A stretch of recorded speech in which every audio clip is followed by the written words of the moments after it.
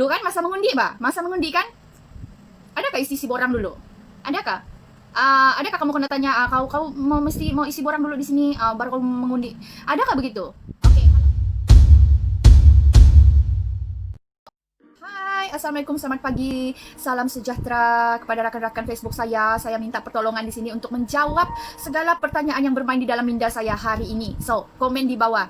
Perlukah kita mengisi borang untuk meminta bantuan COVID-19 or mangsa banjir pada ketika ini di Sabah? Lagi-lagi dalam keadaan zon merah sekarang kan? Perlukah kita mengisi borang? So, wajibkah kita mengisi borang baru mendapat bantuan dari segi makanan, perubatan, dan lain-lainnya? Okay? Perlukah atau macam mana tuh? Dulu kan masa mengundi, bah? Masa mengundi kan?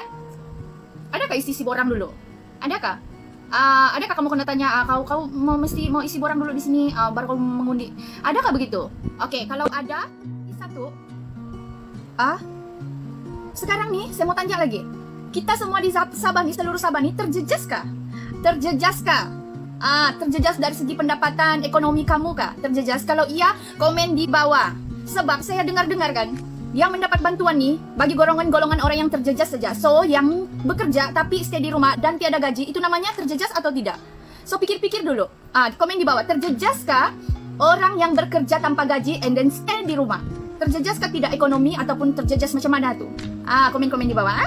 Jadi, bagi yang tidak dapat bantuan tetapi melihat keadaan dorang, itu yang wajar, sewajar-wajarnya mendapat pertolongan. Sewajarnya ditolong dulu bahkan. Tapi sekarang nih saya nampak lain sudah, sangat-sangat lain. Dari first meminta bantuan dari atasan pun, ataupun memang wajib dapat bantuan daripada atasan untuk rakyat-rakyat di Sabah nih, semua seluruh Sabah yang terjejas dari segi ekonomi dia. Lagi satu, ekonomi kita terjejas.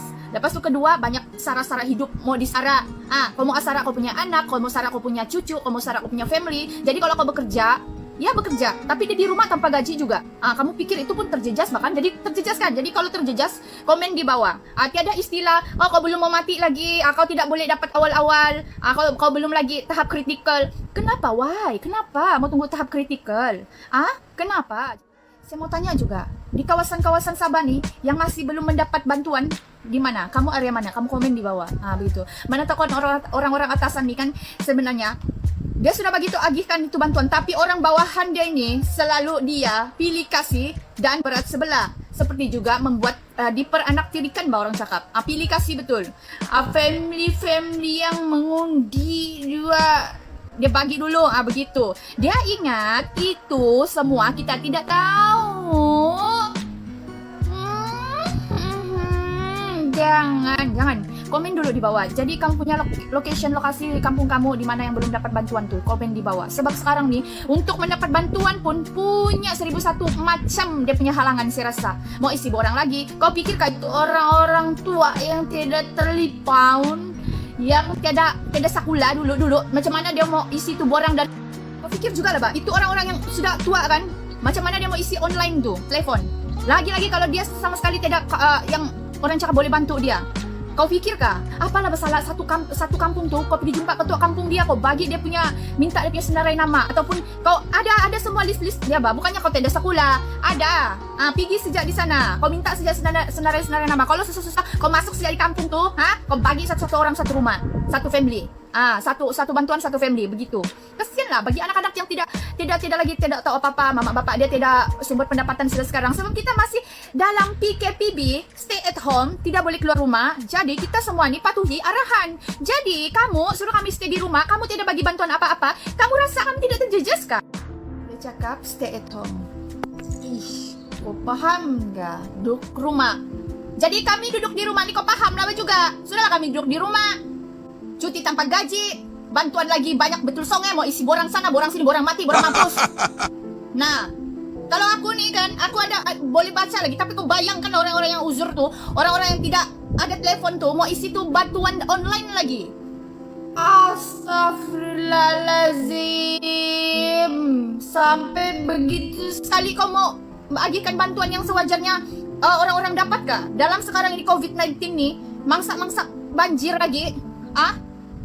Kamu mau lagi dorang isi borang baru dapat itu bantuan? Geram seo. kote pandai kasihan orang yang sudahlah kehilangan sumber pendapatan, yang sudahlah kena stay di rumah tanpa gaji, banyak family dia mau pelihara. Cakap stay at home. Ih, kau paham nggak? Duduk rumah.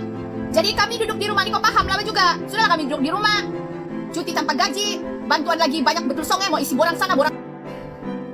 Jadi tolong share video ni. Semoga dorang di sana atasan atau di bawah-bawahan dorang tuh dengar dan cepat-cepat agihkan bantuan yang perlu dan sewajarnya rakyat dapat. Bukan untuk digambar saja, bukan untuk ditayang-tayang tapi tiada edar mana-mana tempat yang terjejas. Bukan untuk panggil media, gambar-gambar, video-video shoot, tunjuk-tunjuk dorang ada tolong ini, tolong itu, tolong apa? Tolong tengok saja. Tolong tengok. Kami tengok ke pos-pos, panggil media sana sini. Kau mau ambil nama saja. Tapi bantuan haram tidak dapat lagi mana-mana kampung di sini. Keluaran ini di layak Tambalang ini yang dapat pun hanya segelintir saja.